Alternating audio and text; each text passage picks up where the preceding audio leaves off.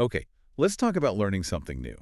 You ever get that feeling maybe deep into learning English where Mhm. you hit a wall, that quiet doubt starts creeping in? Oh, absolutely. That feeling that maybe you're not making progress fast enough, or worse, that little voice saying, maybe I'm just not cut out for this. Exactly. It's almost universal, isn't it? Yeah. Well, today we're doing a deep dive into that whole journey of learning English. We want to go way beyond just, grammar drills and vocab lists. Right. We're looking at the why. Why do people pour so much effort into it? What are the real struggles people face, the ones you don't always see? And crucially, how can you actually see your progress? Sometimes it feels invisible. So our mission today is really to unpack all that, help you understand it, and hopefully keep that fire lit through the tough spots. Yeah, and the source we're drawing from today is it's this really personal, reflective piece about language learning. But what's amazing is how it taps into these universal truths. It's not just for English learners, really. It's for anyone tackling something big. That's what struck me too. It immediately makes you think differently. Mm. It says learning English isn't fundamentally about the language itself, Hmm. but something much, much deeper. Hmm. What is that core thing it points to? Well, it puts it very powerfully. It says the real driver for so many people is your life, your dream, your family, your future. Wow. Okay. Yeah, it describes this heavy, love-filled dream. The dream of making your family proud, making your parents smile, Yeah, maybe breaking a cycle of struggle. that's intense. It is. It's about wanting to be able to say, I did it, I got through it, and now because I did, I can help you. The source calls it a kind of promise in your heart. That's a really powerful motivator, that internal thing, that quiet voice saying, I want more for us. The source says that's the real starting point, the true power. Exactly. That's the engine. But, okay, if that motivation is so strong, why do people get derailed? What are these invisible struggles the source talks about? Because they seem to, chip away at even that powerful drive. That's the million-dollar question, isn't it? And the source lays out a few key things. First off, there's just the perception, the feeling that you're not making progress. Like spinning your wheels. Totally. You study for months, Yeah. right? And you still feel like you can't speak clearly. Or you listen every single day, but you're still missing words. You try to write something simple and bam, 3 mistakes. It's crushing. Yeah. I can see how that would feed doubt. It does, and that leads straight into the internal doubt. That little voice gets louder. Maybe I'm not smart enough. Maybe I started too late, I'm too old. Or just, maybe I should just give up. Oof. But the source has this really important counter message. It says very clearly, you are not failing, you are learning. That distinction is huge. Okay, so perceived lack of progress, internal doubt. Hmm. What else? Then there's the social media trap. We've all fallen into this. Oh, yes. You see someone online speaking perfectly. Exactly. Confident, fluent, successful. And it's so easy to compare, as the source says, your chapter 1 to someone else's chapter 20. Right. You don't see the backstory. Not at all. Social media shows the highlights, not reality. It shows the end, not the struggle. And that person you're admiring. The source makes a great point. They were once exactly where you are now. That's a good reminder. Are there other struggles mentioned? Yes, there's fear. Plain and simple. The fear of speaking, fear of making mistakes, fear of being judged. It freezes so many people. Performance anxiety almost. Kind of. But the source reminds us, every fluent speaker has made thousands of mistakes. Thousands is part of the process. And then maybe the deepest struggle it touches on. Yeah. It's this feeling of still struggling after maybe a long time and feeling like you're a source of stress instead of strength for your family, carrying the weight of their sacrifices. Wow. That's heavy. That's not just about language. That's deep emotional stuff. Exactly. It often goes completely unspoken, but it's a huge burden for many learners. Okay, so that really lands, that emotional weight. It's so important for you listening to know that if you feel any of this, you're definitely not alone. These are real common struggles.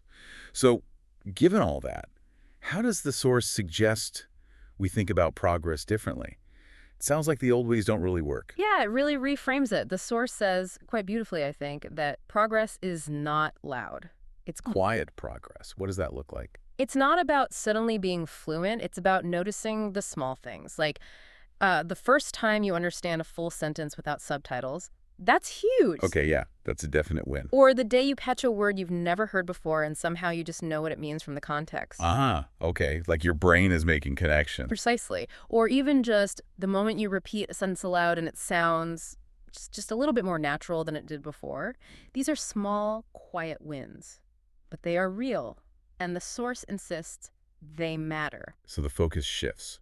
Completely. The message is, don't measure your progress by how fast you speak. Measure it by how much you understand, by how much you keep going, by how much you still care. That's actually really liberating, isn't it? It takes the pressure off performing and puts it on learning and persistence, celebrating those little unseen steps. Exactly. It's like you said earlier, like planting a seed. You Yeah. water it, nothing seems to happen for ages, but underneath, roots are growing. These quiet wins are those roots getting stronger. Okay, I love that reframe. So understanding the why, that deep motivation, Yeah. and redefining what progress looks like, that's essential. But then there's the how. How do we actually translate this into day-to-day practice? What practical steps does the source suggest? Right, the practical stuff. The source gives some really solid, actionable advice. First up, time management. And the big message here is you don't need hours, you need minutes. Okay, that sounds manageable. Yeah, it specifically says 10 minutes a day of focused listening can change your life. The key is consistency, not cramming. Find ways to weave it in, listen while you eat, while you walk, just before sleep. Make it a habit. Exactly. Second big one, repetition. The source calls it the secret of language learning. Repetition. Okay. Why is that so important? Well, it's how our brains learn, fundamentally. You re-listen to the same audio, maybe you pause it, you repeat the sentences out loud, even if it feels a bit silly at first. That's literally training your ears and your mouth. It makes the patterns, the sounds, the rhythm of English feel more natural over time. It moves from conscious effort to something more automatic. Got it. So consistent minutes and repetition. Yeah. What else? Creating an environment. Even if you don't live around native speakers, you can still immerse yourself. Watch videos, listen to podcasts like this one, label stuff around your house in English, read simple stories. Try writing just one sentence a day. Building your own little English world. Kind of, yeah. And then a really crucial one, embracing mistakes. The source is adamant. Mistakes are not failure. Mistakes are proof that you're trying. That ties back to the fear thing. Absolutely. Mistakes are just feedback. You need them to learn. So start small with speaking. The advice is literally, talk to yourself in the mirror. Say simple things like, today was good. I learned something new. Just get used to forming the sounds. Okay. What about things like grammar and vocabulary? People get really hung up on those. Yeah, and the advice here is interesting. For grammar, it says basically don't get stuck on grammar, especially at the beginning. Focus on meaning first. Meaning first. Yeah. Simple sentences like, I like this, or I want to learn. They're understandable. They're correct enough. The complex grammar, the source suggests, will come with time as you hear and use the language more. Your brain starts to pick up the patterns naturally. And vocabulary. Just learn lists of words. No, definitely not lists. Focus on useful words. Apparently, around 2,000 words cover most everyday conversation. And crucially, learn them in sentences, not alone. Ah, in context. Exactly. Not just help, but I need help. Not just study, but I want to study. It makes them immediately usable. Makes sense. Anything else practical? Listening practice. This is foundational. Listening is the foundation of speaking. But start smart. Use clear, slow English at first. Don't jump straight into fast native speaker movies or news that can be discouraging. Listen with focus. Give your brain time to actually process the sound. Right, you have to walk before you can run. Precisely. It's about building that foundation patiently. The source uses a nice analogy, likening it to planting a seed. It grows unseen for a while, but your brain is learning, even when you don't feel it. Okay, that's a lot of really practical advice. But let's talk about the long game now. We've all started things with enthusiasm. How do you keep that motivation going when, life happens or the initial excitement wears off? How do you sustain it? Yeah, that's critical. And the source goes right back to the core. Motivation doesn't come from outside, it comes from within. You have to keep connecting back to your why, that deep purpose we talked about, the family dream. That, or whatever your personal why is. The advice is actually to write it down. Put it somewhere you can see it, to remind yourself on tough days. That's tangible. What else helps keep you going? Recognizing the need for rest. Learning is hard work. The source says it's okay to take breaks. Burnout is real, but, and this is key, come back. Don't let the break become permanent. Exactly, even if it's just 5 minutes, because the habit is more important than perfection. Consistency trumps intensity again. Just showing up, even briefly, keeps the momentum going. How about seeing your own progress? Since it's so quiet, like you said. Good point. The source suggests actually tracking it. Maybe record yourself speaking now and then again in a few months. Or rewatch a video you found difficult before. You'll likely be surprised at how much more you understand. And when you see that improvement, celebrate it. Acknowledge it. Give yourself credit for the small wins. Yes. And on the speaking front, there's a really reassuring message. Your voice is yours. It's unique. The goal isn't to sound exactly like a native speaker. It's about being understood, not sounding perfect. Authenticity matters more than mimicking. It takes some pressure off, too. Definitely.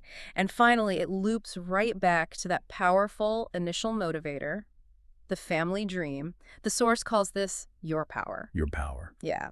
It says on those really hard days, picture your parents' faces. Picture them smiling because of you. That image, that feeling, is meant to be stronger than any fear. Wow. And it ends with this incredibly affirming message, directly addressing that feeling of being a burden we discussed. It says, you are not a burden, you are a blessing, and that your family didn't raise you to survive, they raised you to rise. That's incredibly powerful. A really strong message to hold on to. So it sounds like every little step, even the ones nobody sees, it counts. It's a victory in itself. That's exactly the takeaway. This deep dive really shows that getting better at English, or maybe anything hard, isn't just about skills. It's finding your voice, expressing who you are, even if it feels messy or slow sometimes. Absolutely. And maybe consider this as we wrap up. If learning English is like tending that quiet seed, what other seeds are you watering in your life right now with small, consistent effort? What future growth are you cultivating that you might not even see yet? How could mastering this process maybe empower you in totally different areas down the road? That's a great thought to leave people with. Just remember, if you're on this journey, you are not late. You are not lost. You are becoming.